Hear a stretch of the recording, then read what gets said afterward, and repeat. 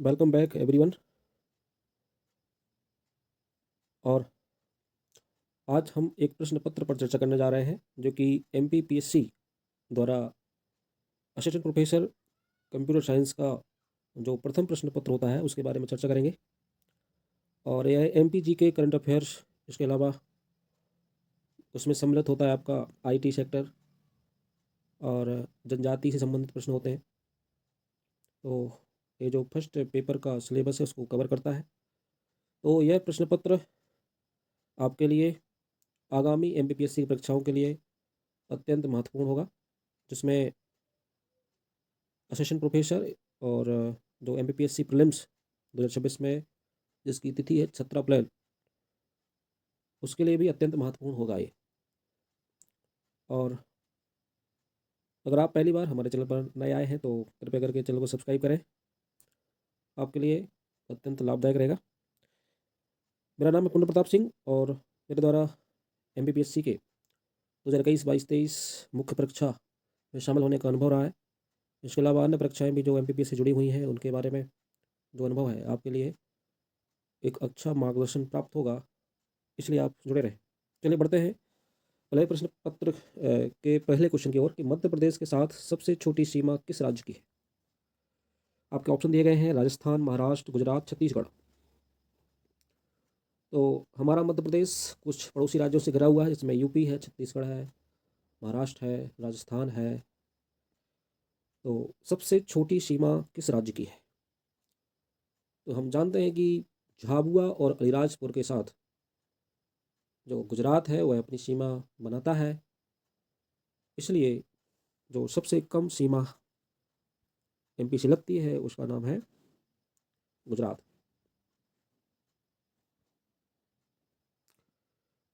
Question number 2, इनमें कौन सी पहाड़ियां विंध्याचल पर्वत श्रेणी का हिस्सा है? बीजागढ़ की पहाड़ियां, अखरानी की पहाड़ियां, भांडेर की पहाड़ियां, असीरगढ़ की पहाड़ियां। तो इसमें बताना है कि कौन सी पहाड़ियां विंध्याचल पर्वत श्रेणी का हिस्सा हैं। देखिए, विंध्याचल सतपुड़ा ये पर्वत श्रेणियां मध्य प्रदेश से गुजरती हैं और मध्य प्रदेश की भौगोलिक सीमा में उनका काफ़ी भौगोलिक क्षेत्र में विस्तार है। तो इसमें जो विंध्याचल पर्वत श्रेणी का हिस्सा रहेगी, इसमें आपका भांडेर की पहाड़ियाँ ऑप्शन सी हो जाएगा। बाकी बीजागढ़ की पहाड़ियाँ, अखरानी की पहाड़ियाँ, असीरगढ़ की पहाड़ियाँ, ये तीनों आपकी सतपुड़ा पर्वत श्रेणी की पहाड़ियाँ हो जाएंगी। ये असीरगढ़ आपके बुरहानपुर क्षेत्र में पड़ता है और ये कई बार पूछा भी गया है। भांडेर ये दतिया क्षेत्र में पड़ता है, आप लोगों ने पढ़ा होगा। नेक्स्ट क्वेश्चन है क्वेश्चन नंबर 3, वर्ष 2022-23 में मध्य प्रदेश में खाद्यान्न उत्पादन के संबंध में निम्नलिखित में से कौन सा कथन सही है? ऑप्शन है, खाद्यान्न उत्पादन में राज्य का देश में प्रथम स्थान था, खाद्यान्न उत्पादन में राज्य का देश में द्वितीय स्थान था, मक्का के उत्पादन में राज्य का देश में तृतीय स्थान था, फोर्थ ऑप्शन है आपका, ज्वार के उत्पादन में राज्य का देश में चतुर्थ स्थान था। तो इसका राइट आंसर क्या हो जाएगा? 22-23 के संबंध में है, खाद्यान्न उत्पादन के संबंध में क्वेश्चन पूछा जा रहा है। तो राइट आंसर इसका हो जाएगा आपका, खाद्यान्न उत्पादन में राज्य का देश में द्वितीय स्थान था। संपूर्ण खाद्यान्न की बात हो रही है। 22-23 का जो उत्पादन स्तर रहा है उसमें द्वितीय स्थान था। ये जो एग्जाम हुआ है ये हुआ है 4 जनवरी 2026 को।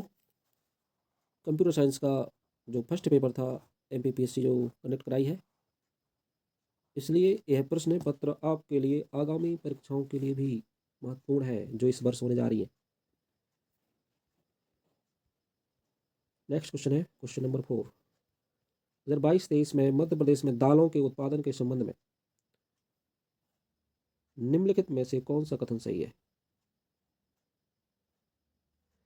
दालों के उत्पादन में राज्य का देश में तृतीय स्थान था, दालों के उत्पादन में राज्य का देश में द्वितीय स्थान था, या फिर दालों के उत्पादन में राज्य का देश में प्रथम स्थान था, चना के उत्पादन में राज्य का देश में प्रथम स्थान था। तो क्या हो जाएगा इसका आंसर? Question number 4। इसका जो राइट आंसर हो जाएगा, तो दालों के उत्पादन में राज्य का देश में प्रथम स्थान था। ऑप्शन सी राइट आंसर हो जाएगा क्वेश्चन नंबर 4 का। हमारे मध्य प्रदेश में देखते हैं दलहनी फसलें होती है, जिसमें आपका सोयाबीन प्रमुख रूप से है, और हालांकि वो तिलहन भी है।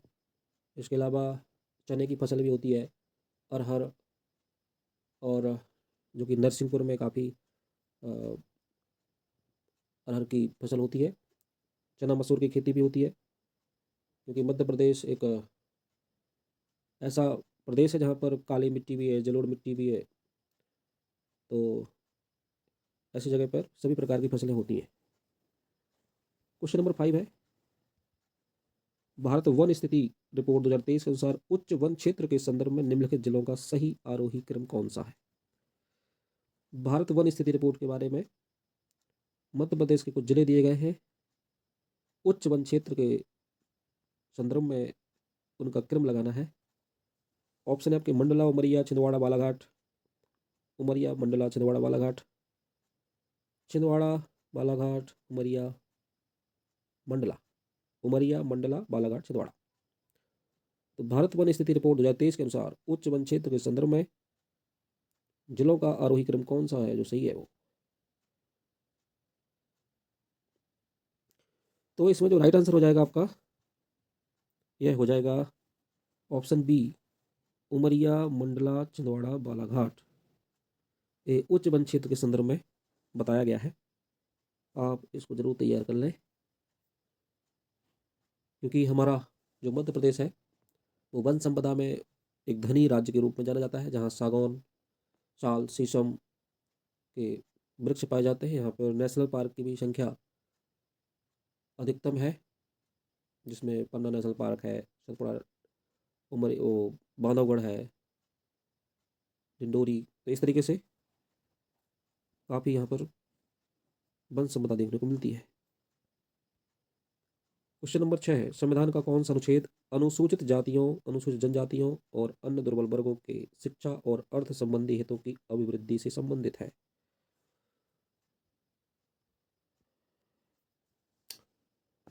क्वेश्चन को ध्यान से पढ़ें। यह एसटी, एससी, इनके लिए हितों की अभिवृद्धि के लिए कौन सा आर्टिकल है? आर्टिकल 43 का, अनुच्छेद 46, अनुच्छेद 47, अनुच्छेद 48 का। तो आपके भारतीय संविधान में जो डीपीएसपी राज्य के नीति निदेशक तत्व दिए गए हैं, उसमें आर्टिकल 46 यह प्रावधान करता है कि एससी, एसटी और अन्य दुर्लभ वर्गों के लिए शिक्षा और अर्थ संबंधी हितों की अभिवृद्धि की जाए, यानी राज्य उसके लिए सहयोग करे। आर्टिकल 46 ये आपका राइट आंसर हो जाएगा। 43 इसमें क्या है? इसमें व्यवसायों या उद्योगों में कामगारों की जो भूमिका है, जो कार्य वहाँ करते हैं, तो उसमें केवल वो मजदूरी का काम न करें, एक पार्टनर के रूप में भी काम कर सकते हैं, ऐसा प्रावधान किया गया है। आर्टिकल 47 ये क्या कहता है? ये आपके लिए मद्य निषेध, पोषण की व्यवस्था करने के लिए राज्य को निर्देश देता है। चलिए बढ़ते हैं नेक्स्ट क्वेश्चन की ओर। क्वेश्चन नंबर 7, कौन सी जनजाति के गोत्रों के नाम कानवी, कटारा, रासिया और कीकरिया है? ये आपके जनजाति के जो गोत्र होते हैं, और मध्य प्रदेश में जनजाति बहुल राज्य के रूप में प्राथमिकता दी गई है। तो इसका उत्तर क्या हो जाएगा? भील, गोंड, कोरकू, बैगा।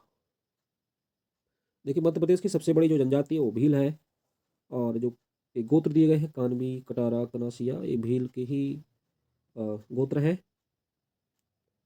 ये काफ़ी डीप क्वेश्चन है, क्योंकि प्रत्येक जनजाति के कुछ गोत्र हैं और उनकी उपजातियां भी हैं, तो ये उपजाति के स्थान पर गोत्र पूछ लिया है। तो अगर ऐसा क्वेश्चन कोई आता है तो हमको आगामी परीक्षा में सही करना होगा, क्योंकि अब तो हमारे लिए नेगेटिव मार्किंग का भी मैटर आ गया है। और नेगेटिव मार्किंग में अगर आपको श्योरिटी नहीं है तो आप उन क्वेश्चनों को टिक ना करें, क्योंकि एमपीपीएससी में अभी तक नेगेटिव मार्किंग नहीं थी, तो आपके लिए 50-50 का चांस रहता था कि या तो गलत हो जाएगा या सही हो जाएगा। लेकिन अब आपको हैबिट डालनी पड़ेगी कि हम जो क्वेश्चन टिक करें उसमें श्योरिटी होनी चाहिए, अन्यथा हमारे लिए पेपर बनते हुए भी हम कंपटीशन से बाहर हो जाएंगे। क्वेश्चन नंबर 8, निम्नलिखित में से कौन सी जनजातियां मध्य प्रदेश में विशेष पिछड़ी जनजातियों के रूप में मान्यता प्राप्त है? विशेष पिछड़ी जनजातियां, मध्य प्रदेश में जो जनजातियों का क्षेत्र है वहाँ पर आर्थिक संसाधन कहें या फिर अन्य जो विकास के उपक्रम हैं वो पूरी तरीके से पूरे नहीं हो पाए हैं, इसलिए वो पिछड़ी हैं। लेकिन कुछ जनजातियाँ काफ़ी विशेष रूप से पिछड़ी हैं, और वह 3 जनजातियाँ हैं। तो आपके ऑप्शन है गोंड, उर्कू, कोल, पारधी, कमार, हलवा, भद्रा, कोलाम, परजा, भारिया, बैगा और सहारिया। तो इसके लिए जो 3 विशेष पिछड़ी जनजातियाँ हैं उसमें आपका ऑप्शन डी राइट आंसर हो जाएगा, भारिया, बैगा और सहारिया। ये क्वेश्चन बहुत बार पूछा जाता है, लगभग हर पेपर में आप ये मान के चलें कि 90% पेपरों में जो एमपीपीएससी कंडक्ट कराती है, क्योंकि इसके लिए सरकार कुछ प्रयास कर रही है, निरंतर प्रयास कर रही है ताकि ये विकास की मुख्य धारा में शामिल हो सके। इसके लिए आहार अनुदान योजना सरकार ने चलाई है, जिसमें इनको पर मंथ संभवतः पहले 1,000 रुपये मिलते थे, अब बढ़ा के 1,500 रुपये कर दिया है। और ये जो 3 जनजातियों की बात हो रही है, विशेष पिछड़ी जनजातियों की, इनको पीबीटीजीएस कहा जाता है। तो इनके लिए एक समिति बनाई गई थी जिसका नाम था ढेबर समिति। इसी के आधार पर इनको चिन्हित किया गया था कि कौन सी विशेष पिछड़ी जनजातियां हैं। क्वेश्चन नंबर 9, मध्य प्रदेश शासन द्वारा कितनी विशेष पिछड़ी जनजाति विकास अभिकरणों का गठन किया गया है? फैक्चुअल क्वेश्चन है, अगर आपको ऐसे क्वेश्चन नहीं बनते हैं तो आप उसको परीक्षा में रिस्क ना उठाएं फिलहाल, क्योंकि अब नेगेटिव मार्किंग है, आप उसका ध्यान रखेंगे। आपको ध्यान रखना पड़ेगा, क्योंकि अभी तक जो एमपी का छात्र है उसके लिए बहुत ही कम परीक्षा में नेगेटिव मार्किंग थी। अगर आपने भूल के पेपर के 100 क्वेश्चन या 50 में 50 क्वेश्चन टिक कर दिए तो फिर गड़बड़ हो जाएगी। तो इसका आंसर क्या हो जाएगा कि कितने विशेष पिछड़ी जनजाति विकास अभिकरणों का गठन किया गया है? तो इसमें जो ऑप्शन है 9, 11, 14, 15, तो मध्य प्रदेश शासन द्वारा 11 जनजाति विकास अभिकरणों, विशेष पिछड़ी जनजाति विकास अभिकरणों का गठन किया गया है। ध्यान रखना, 11 विकास अभिकरण। और विशेष पिछड़ी जनजाति कितनी है? 3, बैगा, भारिया, सहारिया। ध्यान रखें आप इसका। क्वेश्चन नंबर 10, टोटम के आधार पर नेतम, वाकरा, टीकम और तुमरची कौन सी जनजाति के वर्ग हैं? टोटम के आधार पर नेतम, वाकरा, टीकम और तुमरची कौन सी जनजाति के वर्ग हैं? तो ऑप्शन है गोंड, बिलाला, सहरिया, प्रधान।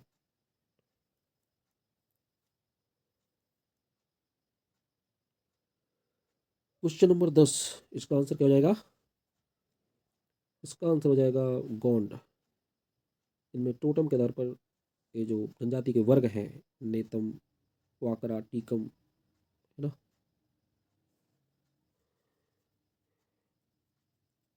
नेक्स्ट क्वेश्चन है आपका क्वेश्चन नंबर 10, क्वेश्चन नंबर 11 है, सॉरी। निम्नलिखित में से किस पुरास्थल से होमो इरेक्टस का कंकाल प्राप्त हुआ है? तो मध्य प्रदेश में नर्मदा मानव की अ, प्राप्ति हुई थी, जिसमें पता चलता है कि यहाँ पर प्राचीन काल से मनुष्य निवास कर रहा था।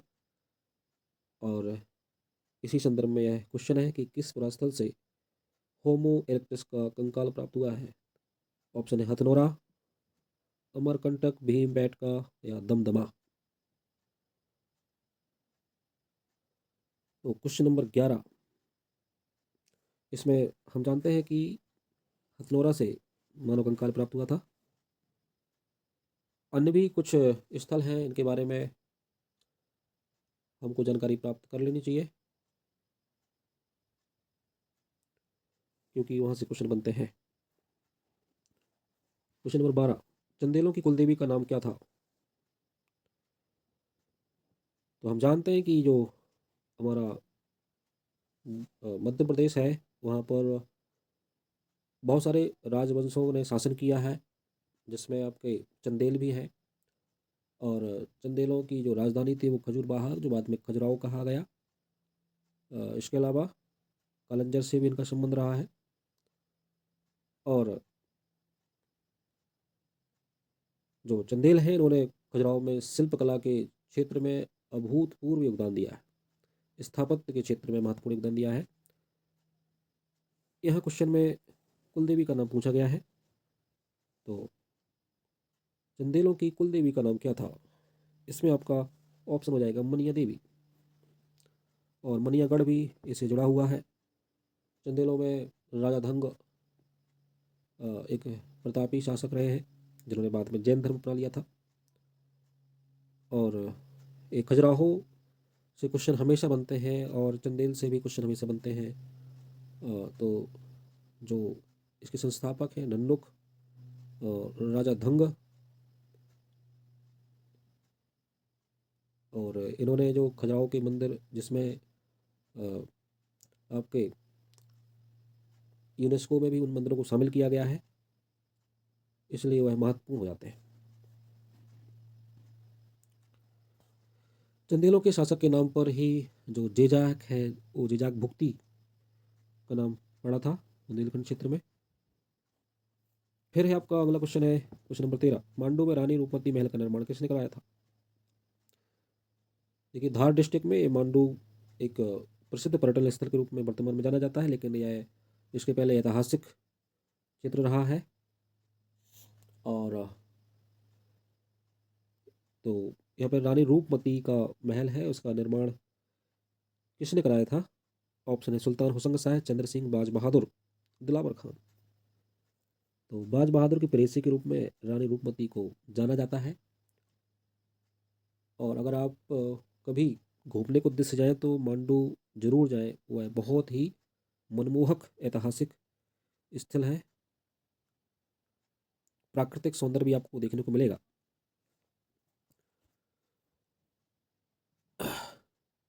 तो इसका आंसर हो जाएगा बाज बहादुर। बाद में अकबर ने आक्रमण किया था, तो ये बाज बहादुर और ये इनकी डेथ हो गई थी।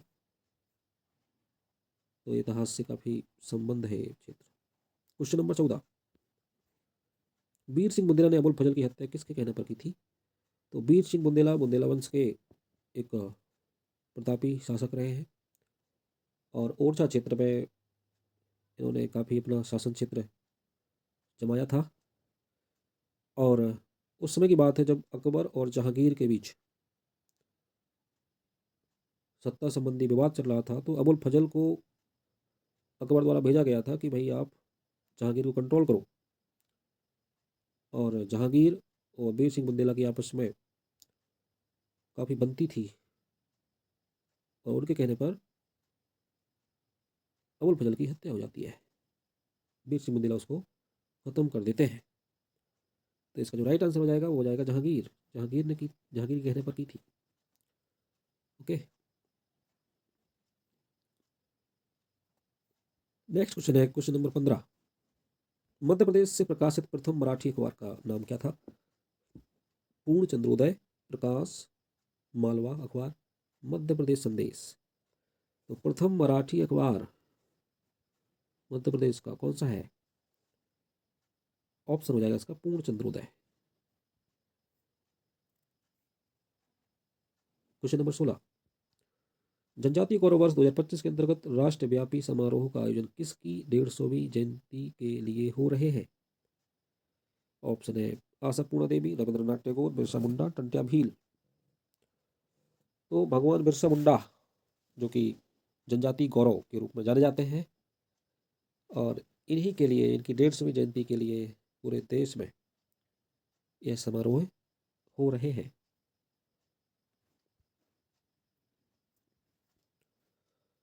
क्वेश्चन नंबर 17, राष्ट्रीय गीत वंदे मातरम के 150 वर्ष पूरे होने पर वर्ष भर मनाए जाने वाले इस स्मरणोत्सव का समय क्या है?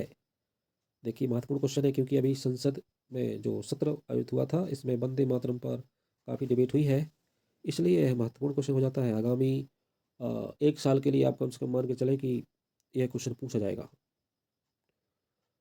रिपीट हो सकता है प्रश्न। क्वेश्चन नंबर 17 है, तो इसमें जो आपका ऑप्शन दिए गए हैं उसमें से राइट आंसर क्या हो जाएगा उसको आप ध्यान रखें। तो राइट आंसर आपका हो जाएगा ऑप्शन बी, 7 नवंबर 2025 से 7 नवंबर 2026 तक।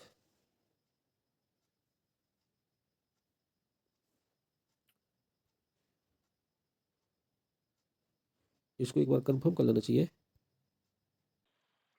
तो इस प्रश्न का जो राइट आंसर हो जाएगा वो होगा आपका 7 नवंबर 2025 से 7 नवंबर 2026 तक यह आयोजन किया जाएगा।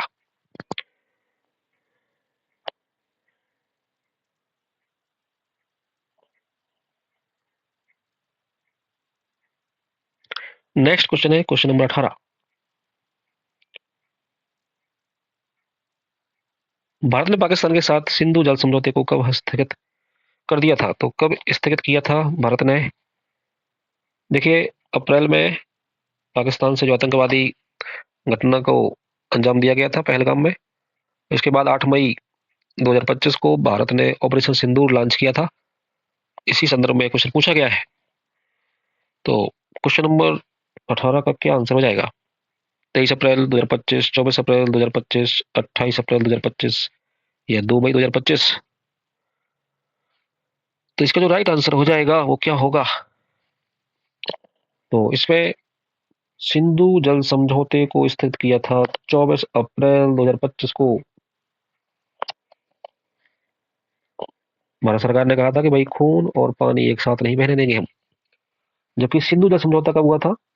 यह हुआ था 1960 में, और इसको विश्व बैंक की मध्यस्थता के आधार पर कंप्लीट किया था, जिसमें आपके सिंधु झेलम चिनाव रावी सतलज ब्यास में पहली 3 नदियां पाकिस्तान और 3 नदियां भारत को पानी उपलब्ध कराती हैं। नेक्स्ट क्वेश्चन है क्वेश्चन नंबर 19, आईसीसी महिला विश्व कप 2025 की विजेता भारतीय टीम की खिलाड़ी क्रांति गौड़ का जन्म स्थान क्या है? तो क्रांति गौड़, इन्होंने आईसीसी महिला विश्व कप की विजेता भारतीय टीम में शामिल रही हैं, और यह मध्य प्रदेश से जुड़ी हुई है। मध्य प्रदेश में उनका जन्म स्थान है। देखिए, एक ऐसे वर्ग से जो कि काफी समाज की मुख्य धारा में शामिल नहीं है, लेकिन अगर आप प्रयास करते हैं और आपका अगर जो लक्ष्य है वो निश्चित है तो आपको कोई नहीं रोक सकता। ये काफी मोटिवेशन वाला मैटर हो सकता है, क्योंकि क्रांति गौड़ एक सामान्य परिवार से आती हैं।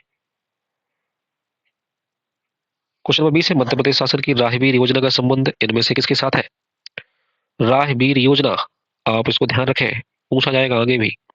राहगीर योजना तो यातायात स्वयं सेवक से, सड़क दुर्घटना से, यातायात पुलिस को प्रोत्साहन देने से, सड़क निर्माण से। तो इसका जो संबंध है वह जुड़ा है सड़क दुर्घटना से। नेक्स्ट क्वेश्चन 21, मध्य प्रदेश सरकार द्वारा राज्य खाद्य प्रसंस्करण योजना कब शुरू की गई थी? ऑप्शन है 26 जनवरी 2015, 6 अगस्त 2016, 15 अगस्त 2016, 15 अगस्त 2017। राज्य खाद्य प्रसंस्करण योजना एमपी गवर्नमेंट द्वारा कब प्रारंभ की गई थी? तो इसका जो आंसर हो जाएगा 6 अगस्त 2016 को यह योजना प्रारंभ की गई थी, 6 अगस्त 2016।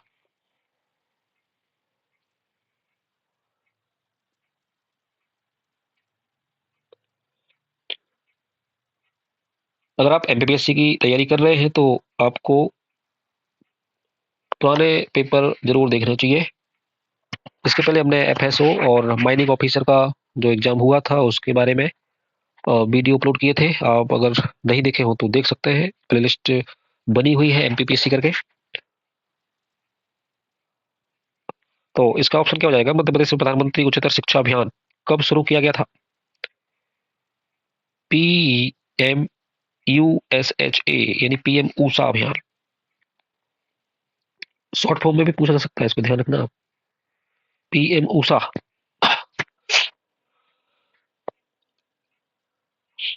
ऑप्शन है इसके 2020, 2021, 2022, 2023।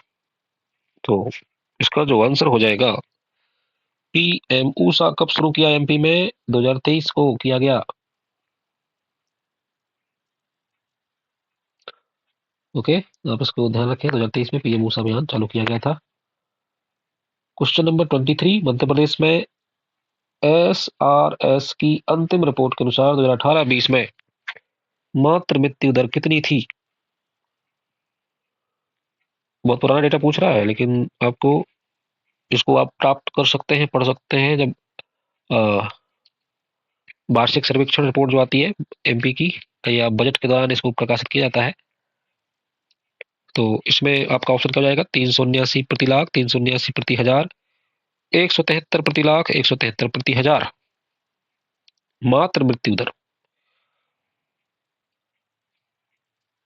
तो इसमें जो 18-20 की मातृ मृत्यु दर है वह है आपकी ऑप्शन डी, 173 प्रति हजार, यानी 173 महिलाएं बच्चों को जन्म देने के समय या जन्म देने के पश्चात उनकी डेथ हो जाती है 173 महिलाओं की 1000 महिलाओं में, जो कि हमारी स्वास्थ्य व्यवस्था की आलोचनात्मक रूप से इसको हम देख सकते हैं कि उनके लिए पोषण स्तर की कमी है महिलाओं के लिए। इसके अलावा जो प्रसव सुविधा है वह संस्थागत नहीं है। संस्थागत प्रसव का मतलब होता है कि उनको उनका जो बच्चे को जन्म देने की स्थान होना चाहिए, वो कोई अस्पताल होनी चाहिए। लेकिन हम देखते हैं कि सरकारी अस्पतालों की हालत अभी उतनी बेहतर नहीं है, इसलिए लोग निजी अस्पतालों में जाने से बचते हैं, क्योंकि उनके पास उतने आर्थिक संसाधन नहीं हो पाते हैं। इसको ठीक करना पड़ेगा सरकार को।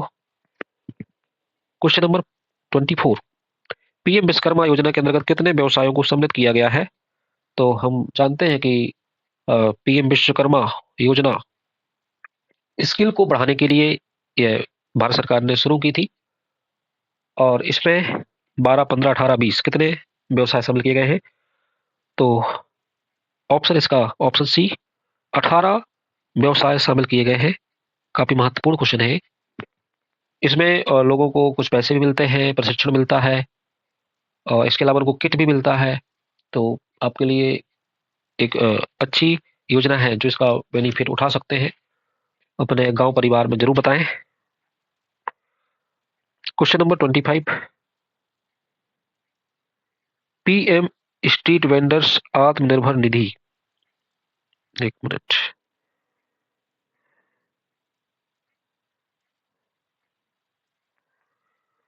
PM street vendors Atmanirbhar Nidhi, PM Svanidhi योजना कब प्रारंभ की गई थी? पीएम स्ट्रीट वेंडर्स, तो भाई ये कोविड के टाइम शुरू हुआ था, जिसमें जो लोग रेहड़ी पटरी का काम करते हैं और वहां पर अपने ठेलिया वगैरह लगाते हैं, तो उनको कुछ सरकार डीबीटी के माध्यम से बेनिफिट प्रदान की थी। तो क्या हो जाएगा इसका राइट आंसर? कब शुरू की गई थी? मार्च 2019, जून 2020, जनवरी 2021, मई 2018। तो जून 2020 में इसको शुरू किया गया था, PM street vendors Atmanirbhar Nidhi या पीएम स्वनिधि योजना। क्वेश्चन नंबर 26 आपके लिए है, वर्ष 2022-23 में मध्य प्रदेश में सिंचाई का प्रमुख स्रोत क्या था? तो ऑप्शन है नहरें, तालाब, नलकूप, अन्य कुएं। तो क्वेश्चन नंबर 26,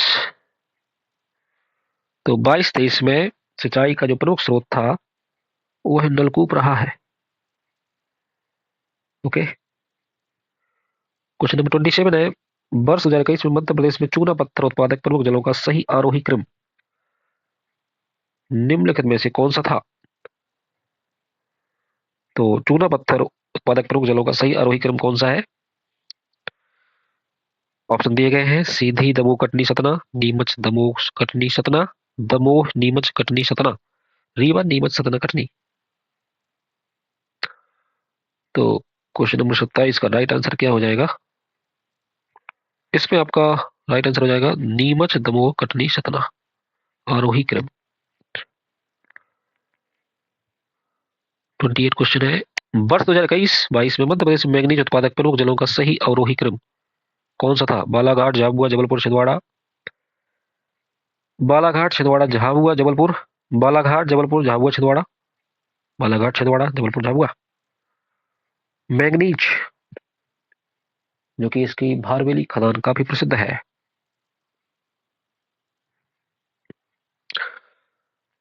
ऑप्शन क्या हो जाएगा? अवरोही क्रम में बताना है। इसमें जो राइट आंसर हो जाएगा वो हो जाएगा option C, Balaghat, Jabalpur, Jhabua, Chhindwara. Okay. Question number 29। 2011 की जनगणना के अनुसार मध्य प्रदेश में उच्च जनसंख्या वृद्धि दर वाले प्रथम 3 जिले कौन से थे? ऑप्शन है जबलपुर, सीधी, उज्जैन, भोपाल, सिंगरौली, बैतूल, इंदौर, झाबुआ, भोपाल, ग्वालियर, बड़वानी, सागर। तो इसका जो सही आंसर हो जाएगा वो जाएगा इंदौर, झाबुआ, भोपाल। यहाँ 2011 की जनगणना के अनुसार उच्च जनसंख्या वृद्धि दर देखी गई थी। देखिए, जनसंख्या जनगणना से क्वेश्चन जरूर आते हैं, तो उनको हमको तैयार कर लेना चाहिए। Question number 30। 2011 की जनगणना के अनुसार राज्य में इनमें से कौन से जिला समूह में साक्षरता दर सबसे कम थी? साक्षरता दर सबसे कम कहाँ होगी? भाई, जो जिले सबसे पिछड़े हैं वहां पर सबसे कम साक्षरता दर देखी जा सकती है। तो हम जानते हैं कि अलीराजपुर सबसे गरीब जिला माना जाता है, और इसका तो स्थान भारत में भी गरीबी में काफी गंभीर देखा जाता है। अलीराजपुर, झाबुआ, बड़वानी इसका आंसर हो जाएगा। Next question 31। भीली गुड़िया केंद्र कहां पर है? रतलाम, बड़वानी, धार, झाबुआ। तो भील जनजाति का ये जो शिल्प कार्य है उसमें भीली गुड़िया का नाम आता है, और बत्तोबाई इससे जुड़ी हुई है। और 31, तो झाबुआ भीली गुड़िया का प्रमुख केंद्र है, झाबुआ। 32 क्वेश्चन है। कौन सी जनजाति मेघनाथ खंबे के आसपास खंब स्वांग करती है? तो इसका क्या हो जाएगा answer? Kumar, Korku, Bharia, Baiga.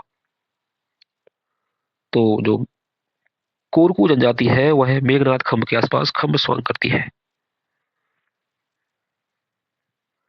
Question number 33 है।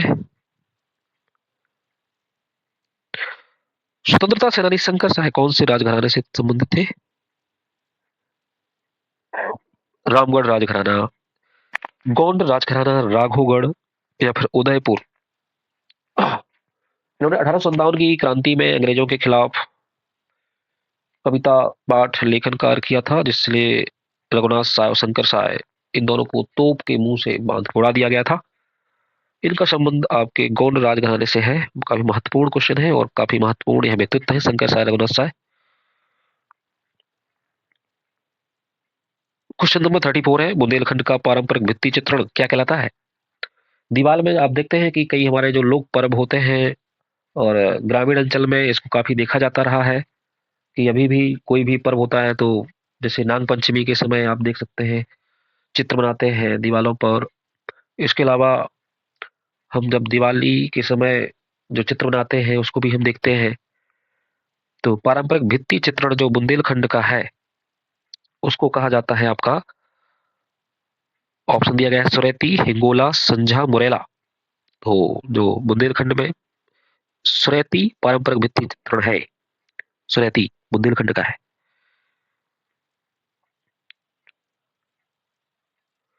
35। कौन सा लोक नृत्य निमाड़ अंचल में प्रचलित है? तो हम देखते हैं कि निमाड़ जो है, इसके अलावा बुंदेलखंड है, बघेलखंड है, मालवा है। यहाँ पर अलग अलग अंचल में विभिन्न प्रकार के लोक कलाएं, लोक नृत्य। तो यहाँ पर हम देख रहे हैं कि निमाड़ अंचल से पूछा गया है। तो फेफरिया और मांडना, ये सब काठी, ये निमाड़ अंचल के लोक नृत्य हैं। गणगौर, है ना। ये आप तैयार कर लें। परधोनी बैगा से संबंधित है, बैगा लोग इसको करते हैं। बदायूं हमारे बुंदेलखंड में होता है। राई भी बुंदेलखंड के अलावा ये मध्य प्रदेश का राजकीय लोक नृत्य है राई, जो कि काफी फेमस है। लोग इसको ब्याह परंपरा शादी वगैरह में करवाते हैं।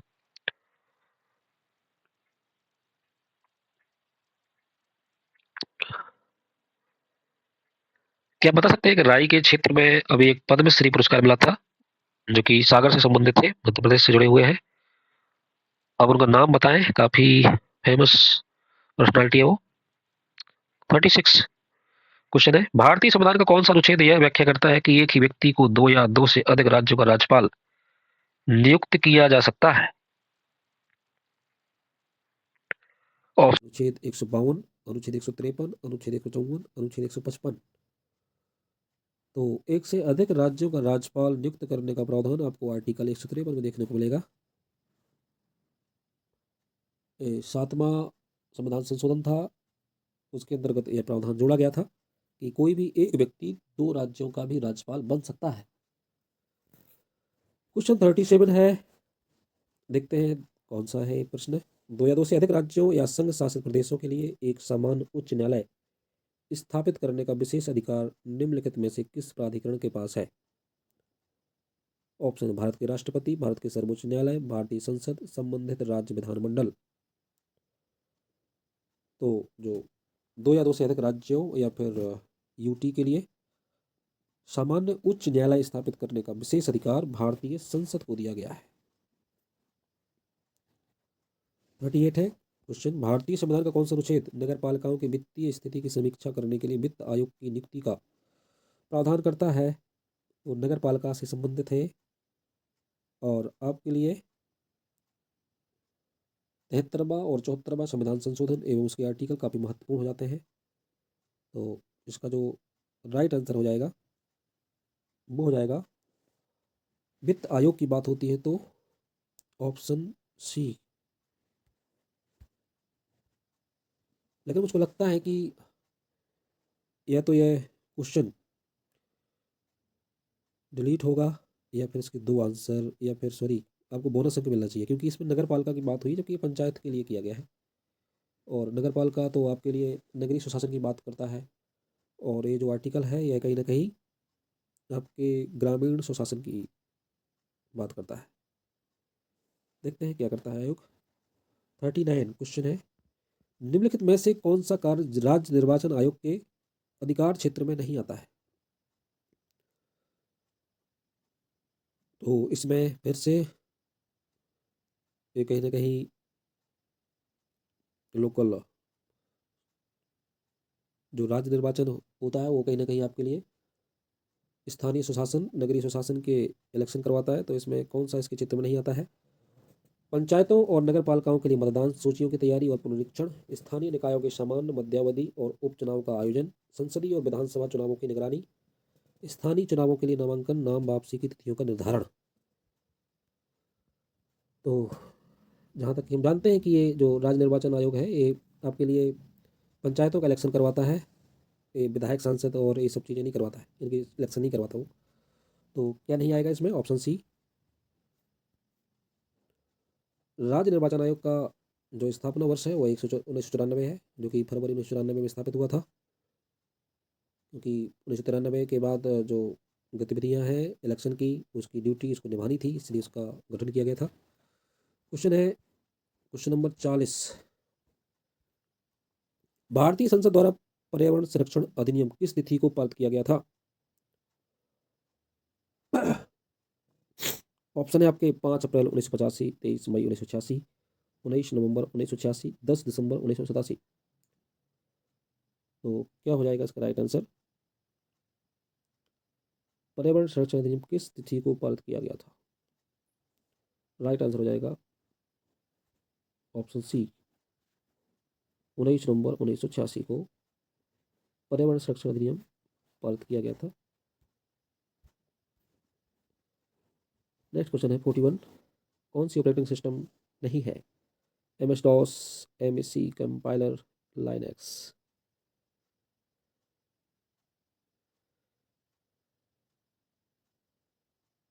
MS DOS में कंपाइलर लाइनक्स 41। तो इसमें ऑपरेटिंग सिस्टम आपका MS DOS है, मैक है, लाइनक्स है, लेकिन कंपाइलर तो वही आपके लिए कंपाइल करने का काम करता है ना।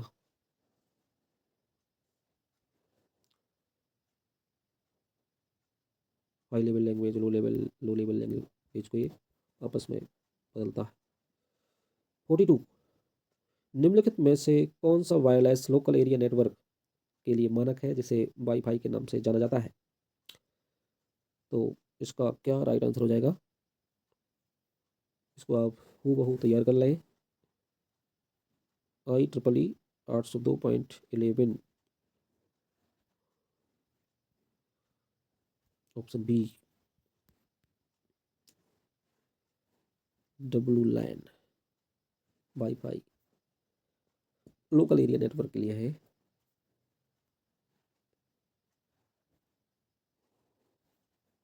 वेरिएंस के वर्गमूल को क्या कहते हैं? माध्य विचलन, सम विकर्ण गुणांक, मानक विचलन, बहुलक। इसको मानक विचलन माना जाता है। 44 क्वेश्चन है, क्लाउड कंप्यूटिंग में कौन सा स्केलिंग आमतौर पर सबसे महंगा होता है? ऑटो स्केलिंग, तिरछा स्केलिंग, क्षैतिज स्केलिंग, और क्या है लास्ट, ऊर्ध्वाधर स्केलिंग।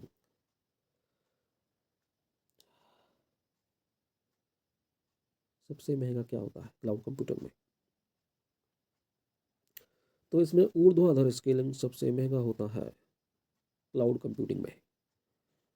45, ब्रह्म मैट्रिक्स में पद ट्रू पॉजिटिव क्या दर्शाता है? तो यह दर्शाता है आपका सकारात्मक मामलों की सही भविष्यवाणी। Okay, option C right answer हो जाएगा। ब्रह्म मैट्रिक्स में पद ट्रू पॉजिटिव क्या दर्शाता है? सकारात्मक मामलों की सही भविष्यवाणी। नेक्स्ट क्वेश्चन है 46, त्रिपुरी अधिवेशन 1939 में कांग्रेस अध्यक्ष के पद के लिए महात्मा गांधी ने निम्नलिखित में से किसका समर्थन किया था?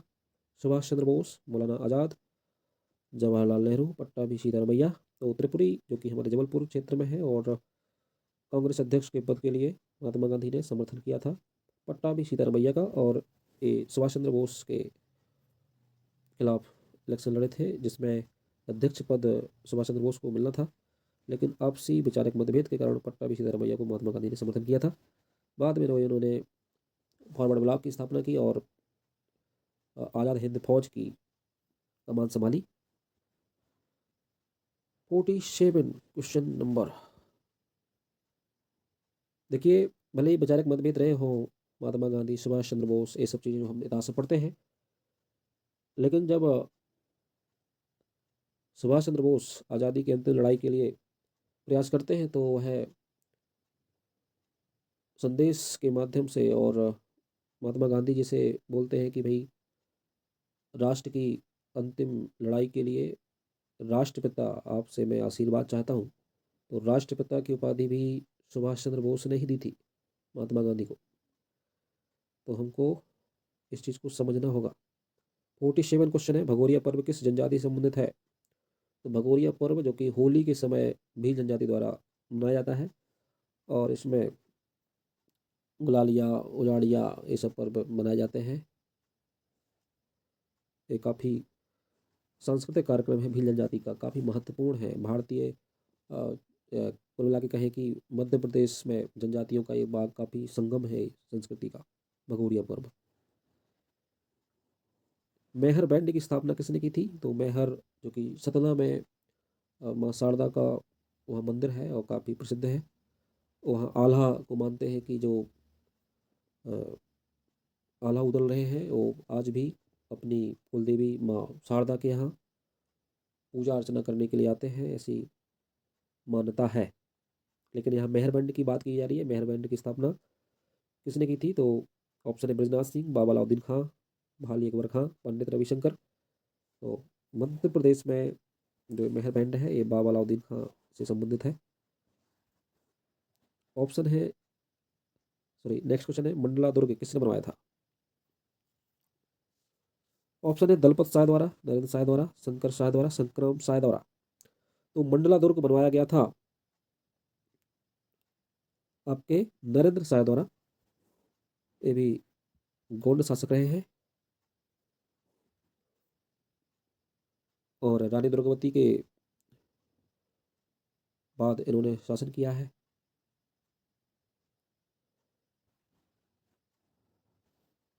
लास्ट क्वेश्चन है, 50 क्वेश्चन हो गए आपके। सुरजी अर्जुन गांव की संधि हुई थी, किसके बीच हुई थी? तो ये हुई थी आपके अंग्रेज और सिंधिया के बीच। ये हमने इस प्रकार 50 क्वेश्चन को तैयार किया और यह आगामी परीक्षाओं के लिए काफ़ी महत्वपूर्ण होगा, एमपीपीएससी के लिए खासतौर पर। इसके अलावा जो एमपीजी के संबंधी जो भी क्वेश्चन पेपर आते हैं उसमें भी बिल्कुल बेनिफिट प्रदान करेगा आपको। अगर आपने अभी तक चैनल सब्सक्राइब नहीं किया है तो कृपया करके आपसे अपेक्षा है कि आप उसको सब्सक्राइब करें। आपके सहयोग से हम एक जुड़ाव महसूस करेंगे और आगामी परीक्षाओं के लिए एक जो श्रृंखला है उसको बना के रखेंगे आपके लिए निरंतरता के साथ। इसके अलावा और भी जो पेपर उसमें पड़े हुए हैं आप उनको देख सकते हैं। वीडियो अगर आपको प्रयास ठीक लग रहा हो तो आप उसको लाइक कर सकते हैं। चलिए मिलते हैं अगले किसी नए टॉपिक के साथ। नमस्कार।